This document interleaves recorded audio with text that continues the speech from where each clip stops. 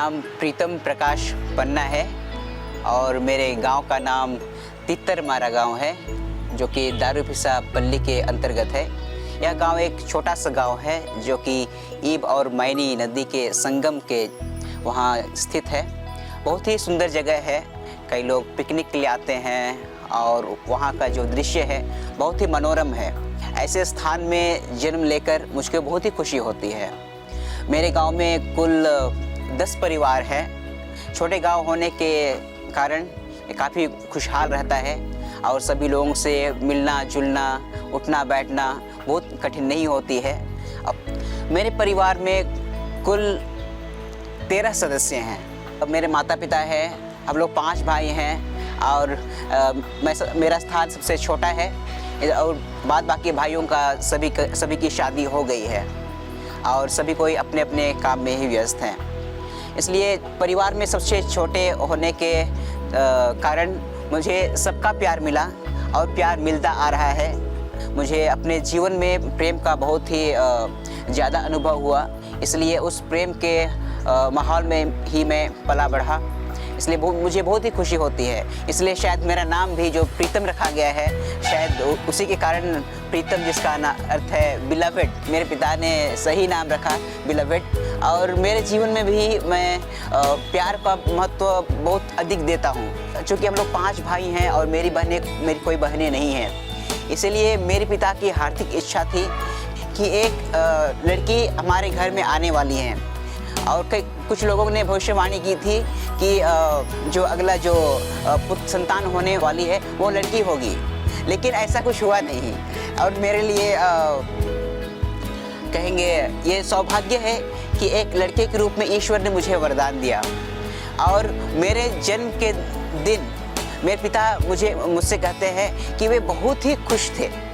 और मेरा जन्म उस समय हुआ जब मेरी माँ शायद वो शादी के लिए जा रही थी, लेकिन रास्ते में ही उनको एहसास हुआ कि मेरे बेटे का जन्म होने वाला है, तो वे वापस आई। 2 साल की उम्र से ही धीरे धीरे मैं बालवाड़ी स्कूल, जो कि चौधरी बहार में था, वहाँ पढ़ाई करने के लिए जा रहा था। और मेरी माँ मुझे रोज़ दिन पहुँचा देती थी और जो मेरी शिक्षिकाएँ थी वहाँ पर मुझे वापस छोड़ने के लिए रोज़ दिन घर जाती थी और मुझे वह गोदी करके लेती थी। वह मुझे आज तक भी याद है। पढ़ाई के क्षेत्र में मुझे बहुत अधिक परेशानियां उठानी नहीं पड़ी, क्योंकि ये ईश्वर का वरदान है और मैं ईश्वर के लिए ईश्वर को बहुत बहुत धन्यवाद देता हूं, क्योंकि उसने मुझे यह कृपा दी। और मैं पढ़ाई को एक खेल के रूप में लिया, जो कि मुझे आनंद मिलता था। घर में भी मेरे लिए एक टाइम टेबल था पढ़ने लिखने के लिए। सुबह उठ करके 5 बजे उठ करके सुबह में पढ़ाई करना, फिर शाम में भी स्टडी के लिए बैठ जाना। वह बहुत ही एक रूटीन मैटर था और बहुत ही मुझको मदद किया। इसलिए तो पहली और दूसरी कक्षा में जब मैं था तो मुझको लगता था कि ईश्वर ने मुझे इतने सारे वरदान दिए हैं, लेकिन मुझसे भी अधिक अच्छा पढ़ने वाले थे। कुछ मेरे दोस्त थे, सहेलियाँ थी, वे पढ़ने में बहुत अच्छी थी। तो मुझको लगता था कि वे इतना अच्छा कर सकते हैं तो मैं क्यों नहीं कर सक रहा हूँ। तो ऐसे प्रश्न मुझे बचपन में ही आते थे। और यह जब प्रश्न आने लगा मेरे जीवन में तो मैंने सोचने लगा और ज़्यादा प्रयास करने शुरू किया मैंने। और धीरे धीरे बाद में ऐसा लगता था कि कक्षा में पहला आना तो आम बात हो गया है। मुझे खुशी होती है अभी जब मैं अपने बचपन को देखता हूँ या पढ़ाई के क्षेत्र को देखता हूँ, तो ईश्वर मुझे बहुत ही मदद किए हैं और उनकी कृपा मुझ पर रही है। और विशेषकर मुझे बहुत अधिक मौका मिला बचपन से ही।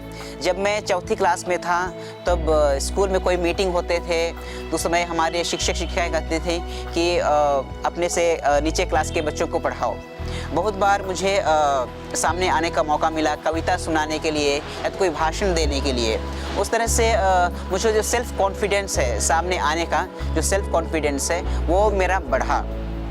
इसलिए वो जो बचपन की छोटी छोटी बातें थी वो बाद में जाकर बहुत ही मददगार सिद्ध हुई। प्राइमरी की और मिडिल कक्षा की पढ़ाई के बाद मैं अपोस्टोलिक स्कूल कुनकुरी पढ़ने के लिए गया, क्योंकि मेरी कोई इच्छा नहीं थी पुरोहित वगैरह बनने की।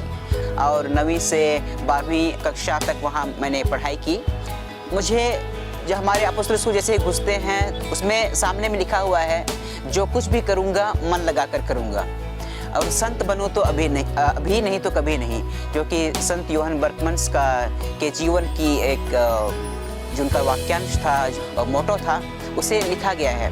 तो वह मुझे बहुत ही गहराई रूप से अफेक्ट किया और उसको मैं भी अपने जीवन में आज तक लागू करता हूँ। तो जो कुछ भी करूँगा मन लगा कर करूँगा, इसलिए वहाँ पर यदि पढ़ाई भी करते हैं तो मन लगा कर पढ़ाई करना, या तो खेलते हैं तो भी मन लगा कर खेलना, तो वो मुझे बहुत ही मदद करती हैं। अभी तक मैं उस वाक्यांश को याद करता हूँ, और कभी मुझे कुछ करने का मन नहीं करता है या तो किसी कार्य को पूर्ण करने का मन नहीं करता है, तो मैं उसी चीज़ को याद करता हूँ कि जो कुछ करूँगा मन लगा कर करूँगा। 12वीं कक्षा के बाद मुझे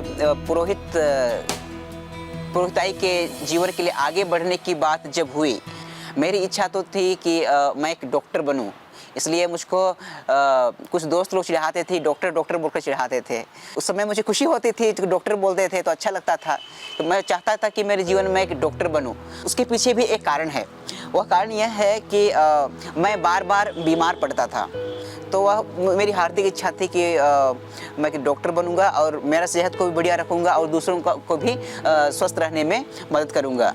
लेकिन शायद ईश्वर की इच्छा और कुछ और थी, और इस तरह से 12वीं कक्षा के बाद में जब कैंप लगा सेंट ज़ेवियर्स अंबिकापुर में, जब इंटरव्यू हो रहा था, तो उसी समय मुझे पूछा गया कि पुरोहित क्यों बनना चाहते हो।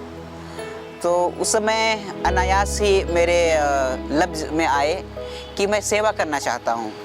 सेवा तो हम ऐसे भी रहकर कर सकते हैं, लेकिन पुरोहित बनकर सिंगल माइंडेडली हम लोगों की सेवा कर सकते हैं। मैंने उसमें जवाब दिया। उस समय जब मेरा सिलेक्शन हो गया, उसके बाद मैं अपने प्री नोविशिएट की पढ़ाई के लिए विनायलया बॉम्बे में था, और वहाँ पर हमें अंग्रेजी सीखने के लिए भेजा गया। और चूँकि हम अपोस्टलिक स्कूल में थे, वहाँ हमारे लिए समर कोर्स होता था।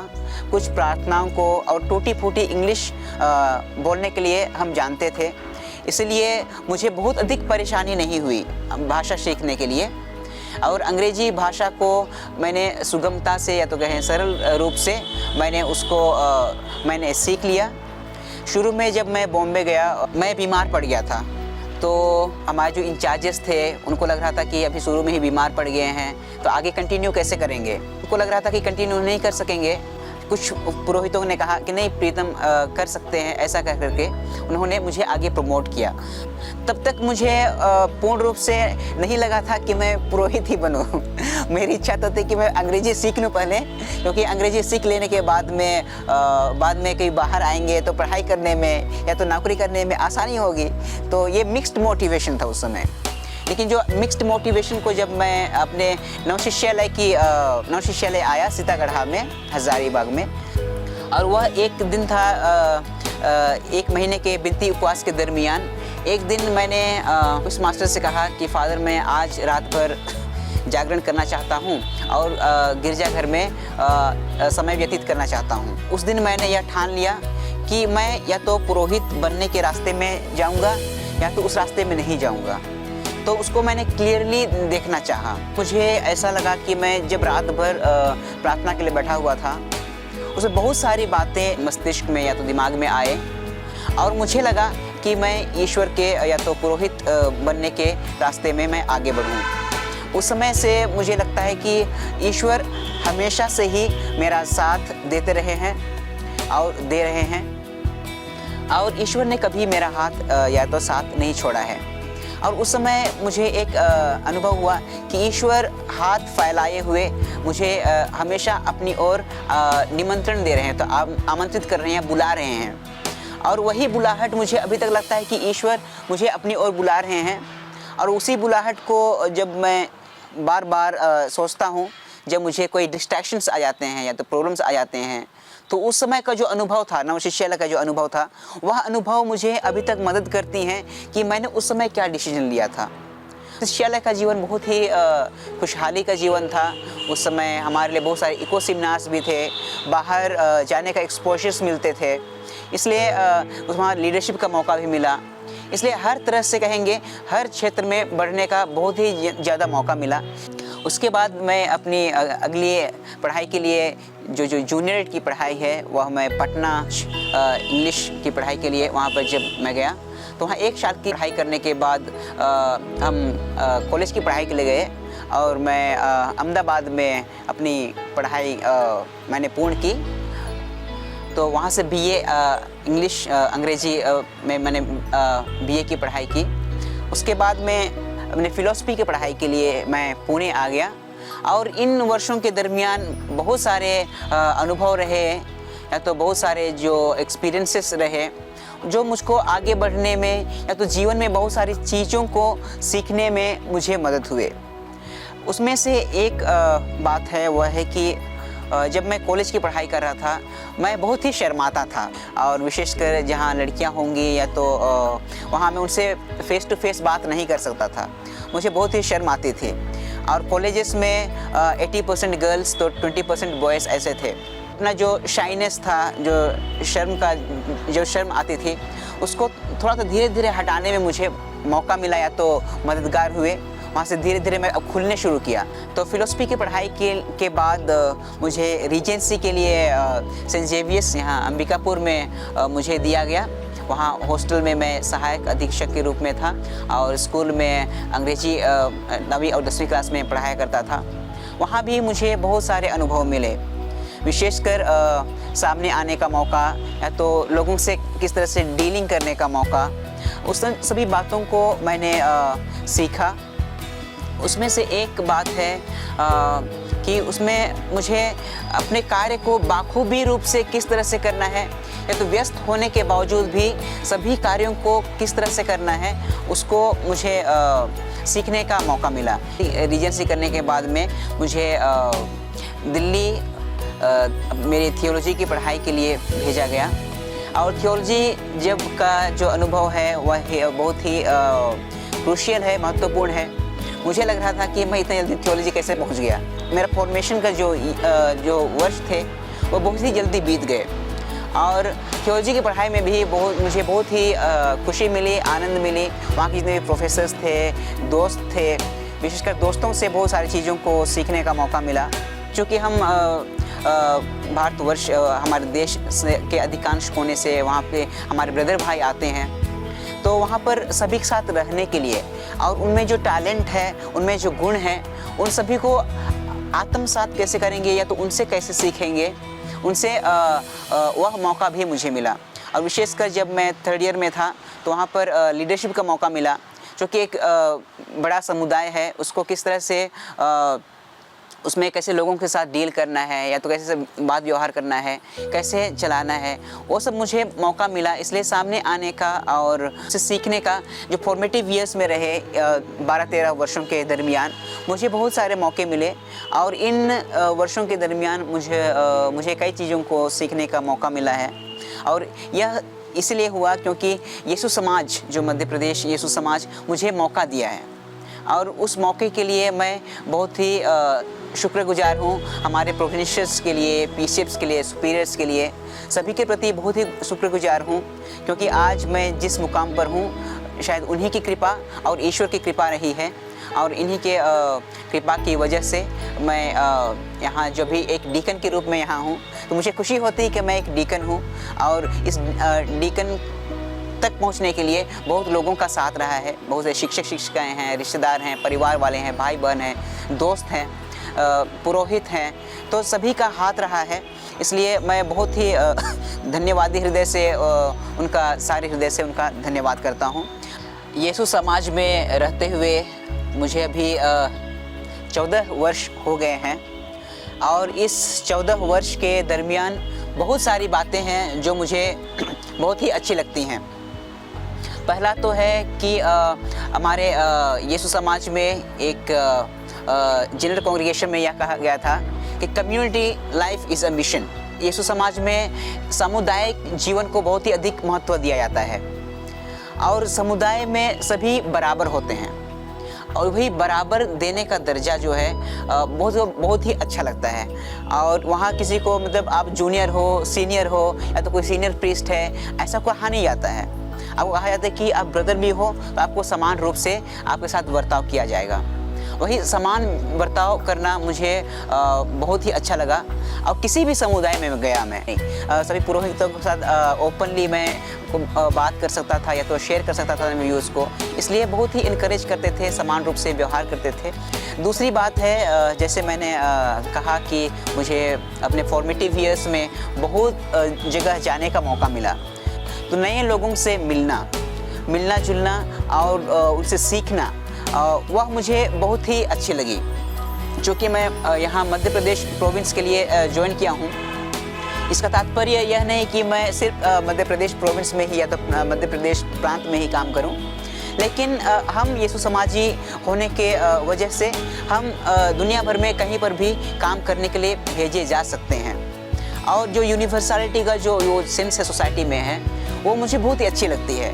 और मुझे भी अच्छा लगता है कि मैं कहीं यदि बाहर भी भेज दिया जाए, यदि भविष्य में कभी जाने का मौका मिले, तो मैं भी बाहर जाकर दूसरी जगह काम करने में मुझे कोई हिचकिचाहट नहीं होगी। जो यूनिवर्सलिटी का सेंस है वो हमारे एक कंपेनियनशिप में भी दिखता है, क्योंकि हम कहीं पर भी जाते हैं सभी को अपना भाई मानते हैं। और वही जो भाई मानना वो बहुत ही अच्छी बात है। यीशु समाज बहुत सारे जो हमें मौका देती हैं, उन सभी मौक़ों का हमें सही सदुपयोग करना चाहिए। और जब हम सही सदुपयोग करेंगे तो ईश्वर का वरदान उसी में छिपा हुआ है, क्योंकि ईश्वर हम प्रत्येक व्यक्ति के माध्यम से या तो कभी चीज़ों के माध्यम से हमें अपना संदेश देते हैं। और उसी संदेश को हम सभी को या तो मुझे आत्मसात करने की आवश्यकता है, और यदि मैं आत्मसात करता हूँ या तो हम आत्मसात करते हैं, तो हम ईश्वर के कार्य को अच्छे रूप से कर सकेंगे, वैसा मुझे लगता है। पुरोहिताई जीवन के बारे में यदि मैं आपसे शेयर करना चाहूँ, तो पुरोहिताई के बारे में एक तो चीज़ है हम किताब में पढ़ते हैं, वो तो किताबी ज्ञान एक है, लेकिन जब हमारे दिल से यदि जब मैं सोचता हूँ तो इसे कहता हूँ कि ये एक वरदान है। पुरोहिताई एक वरदान है। जिस तरह यीशु ने 12 प्रेरितों को चुना, उसी तरह यीशु ने या ईश्वर ने मुझे चुना है, और कई व्यक्तियों को ईश्वर ने अपने कार्य करने के लिए चुना है। इसलिए उस चुनाव को अपने जीवन में पहचानना वो बड़ी बात है। जब हम एहसास कर लेते हैं कि हम ईश्वर ने मुझे इस कार्य के लिए बुलाया है, उसी क्षण हम उस कार्य को करने के लिए हम आगे बढ़ते हैं। और इस पुरोहिताई जीवन में हमें कई कार्य करने हैं। पहला मैंने कहा एक लीडरशिप का कार्य, दूसरा एक महत्वपूर्ण है वो ब्लेसिंग, लोगों को जो आशीर्वाद देने का कार्य होता है। आशीर्वाद देने के लिए हम ईश्वर को जो आशीर्वाद है उसे हम लोगों को देते हैं। इसलिए एक पवित्र जीवन जीने के लिए भी ईश्वर मुझे बुलाते हैं एक पुरोहित बनने के लिए। हमारे संत पिता फ्रांसिस बहुत ही अच्छी ढंग से कहते हैं कि एक पुरोहित को एक साधारण जीवन जीना चाहिए, लाइफ ऑफ सिंप्लिसिटी। यीशु समाज में जिसे मैंने कहा 14 वर्ष तक बहुत वर्ष लगते हैं। लोग ये भी पूछते हैं कि इतने साल क्यों लगते हैं, लेकिन इसको मैं एक वरदान के रूप में लेता हूँ, क्योंकि इतने वर्ष मुझे एक मौका मिला, वरदान मिला। इस मौके के दरमियान मैंने अपने आप को तैयार कर पाया, जो सोच पाया, समझ पाया। बहुत सारी जो चीज़ें थी जो मुझे बचपन में समझ में नहीं आती थी, जो अभी मैं समझ पा रहा हूँ। इसलिए पुरोहिताई 14 वर्ष का जो जीवन था वह सोचने समझने का समय था। इसलिए हमको 14 वर्ष मतलब बहुत ही लंबा समय नहीं मानना चाहिए, या बहुत ही जल्दी बीत जाता है। और जब हम इसे प्रेम पूर्वक या तो खुशी पूर्वक लेते हैं, किसी भी कार्य करते हैं, तो सभी कार्य आसान हो जाते हैं। तो मेरे जीवन में भी कुछ ऐसा हुआ। ऐसा नहीं है कि मेरे जीवन में चैलेंजेस नहीं आए, बहुत सारे चैलेंजेस आए, और उन चैलेंजेस को या तो उन चुनौतियों को मैंने सहर्ष स्वीकार किया। और उनमें से एक बात है जो प्रार्थना का जीवन। जब कभी अभी भी मुझे बहुत से चैलेंजेस आते हैं समुदाय में, या तो दोस्तों के बीच में, या तो कार्य करते समय बहुत सारी समस्याएं आती हैं। लेकिन जब ईश्वर के पास यदि हम लौटते हैं, ईश्वर के पास उसको उस समस्याओं को रखते हैं, तो ईश्वर उसका निवारण जरूर देते हैं, तो उस समस्याओं का समाधान जरूर करते हैं। इसलिए पुरोहिताई का जीवन है प्रार्थना का जीवन। इसलिए हम प्रार्थना से हम अलग नहीं रह सकते हैं। इसलिए पुरोहिताई का जीवन जो है प्रार्थना से लगे रहना, और प्रार्थना का जो जीवन है वह ईश्वर से हमें और लोगों से हमें जोड़े रखता है। इसलिए यदि हम ईश्वर से हम जुड़े नहीं रहेंगे तो हमें आत्मीय शक्ति या तो ईश्वरीय शक्ति हमें नहीं मिलेगी, और हम दुनियाई शक्तियों पर हम आश्रित रह जाएंगे। इसलिए पुरोहिताई का जीवन ईश्वर पर आश्रित रहने का जीवन भी है, और हम ईश्वर पर आश्रित रह करके अपना जीवन को और अधिक मजबूत बना सकते हैं। इसलिए प्रार्थना में जीवन जो बाइबल पठन होगा, रोजरी प्रार्थना होगी, या तो सामुदायिक प्रार्थना है, यह सभी हमको मदद करती हैं। उनमें से और एक बात मैं आप लोगों को साथ बताना चाहूँगा, एग्जामिनेशन ऑफ कॉन्शियसनेस संत इग्नासियस के द्वारा दिया गया एक यीशु समाज के लिए एक बहुत ही बड़ी बात है, और उसको मैंने अपने जीवन में बहुत ही गंभीरतापूर्वक लिया, और रोज़ दिन अपने आप को जांचने परखने का प्रयास मैंने किया। और जब हम अपने आप का आकलन करते हैं, या तो अपने आप का आकलन करता हूँ, तो मुझे ईश्वर से यही संदेश मिलता है कि ये कुछ बातें जो हैं गलत हैं और कुछ बातें सही हैं। तो मुझे सही और गलत का जो डिसीजन करने का जो मौका मिलता है वह एग्जामिनेशन ऑफ कॉन्शियसनेस में मिलता है।